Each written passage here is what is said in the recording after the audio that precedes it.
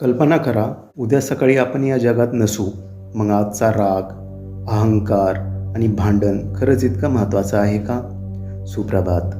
थोड्या वेळ शांत बसा आणि मनापासून एक गोष्ट विचार करा. एक दिवस आपण या जगातून निघून जाणार आणि काही तासातच जग पुन्हा पूर्वीसारखं सुरू होणार. फोन वाजत राहील, ऑफिस सुरू राहील, रस्त्यावर गर्दी असेल, आपली जागा दुसरं कुणीतरी घेईल. काही दिवस लोक रडतील, मग हळूहळू सगळं शांत होईल आणि काही वर्षांनी आपण फक्त एका फोटोपुरतं उरू. हळूहळू बाहेरचे लोक आपल्याला विसरून जातील आणि एक दिवस घरातील लोकही पुन्हा हसायला लागतील, कारण आयुष्य कुणासाठी थांबत नाही. मग सांगा, आज आपण एवढा राग कुणासाठी करतोय? अहंकार कशासाठी? दुसऱ्याला कमी दाखवून काय मिळणार आहे?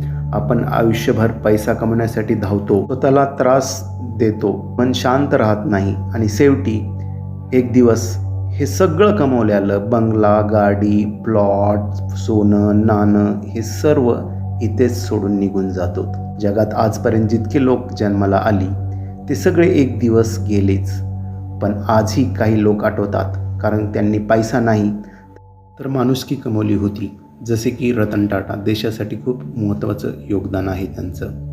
त्यामुळे ज्यांनी वेळेला मदत केली, ज्यांनी प्रेम दिलं, ज्यांच्यामुळे मनाला आधार मिळाला, ते लोक आजही लोकांच्या हृदयात जिवंत आहेत. मन शांत असेल तरच आयुष्य सुंदर वाटतं. पैसा महत्त्वाचाच आहे, मन शांतीपेक्षा मोठा नाही.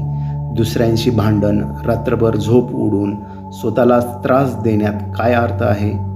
कुणी तुमच्याशी वाईट वागलं तरी शांत राहायला शिका, कारण प्रत्येक उत्तर शब्दांनीच द्यायचं नसतं. काही उत्तर वेळ देतो आणि काही उत्तर शांतता देते. एखाद्याला मदत करून बघा, मनाला जो आनंद मिळतो तो कोणत्याही पैशात मिळत नाही. शेवटी लोकांना तुमचा पैसा आठवत नाही, आठवते ती तुमची माणुसकी, तुमचं प्रेम आणि तुम्ही दिलेला आधार. म्हणून आनंदात जगा, सर्वांना सहकार्य करा, मन शांत ठेवा, कारण जीवन खूप सुंदर आहे. फक्त ते सुंदर बनवण्याची कला आपल्या हातात आहे. कारण निरोगी शरीर आणि शांत मन हीच खरी संपत्ती आहे.